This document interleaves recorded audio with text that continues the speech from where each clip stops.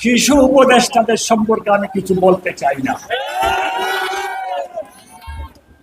বাপু যদি যে বাচ্চাটা হাতে ছোট তাহলে যদি একটা ছুরি ধরায় দেয়, একটা লোককে যদি সে ছুরি দিয়ে হত্যা করে, এই জন্য কি শিশুটা দায়ী থাকবে?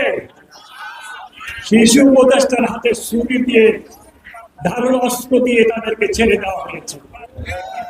তারা যত আকাম কুকাম করবে, এই জন্য দায়ী থাকবে এই সরকার। ভবিষ্যতে ইনশাআল্লাহ তাদের আকাম কুকুমের বিচার করতে যে এই সরকারও আসামি হতে পারে। আপনারা দোয়া করেন। আমি বিরক্ত করতে চাই না, আপনাদের কাছে আমি ক্ষমা চাই আপনাদের কষ্ট দেওয়ার জন্য। আমি আসবো, আপনাদের গ্রামে আসবো। এই গ্রাম আমার প্রিয় গ্রাম, প্রিয় এলাকা। এইখানে ইউসুফ আব্দুল্লাহ আহমেদের বাড়ি হওয়া সত্ত্বেও এই এলাকার জনগণ আমাকে নির্বাচিত করেছে বারবার।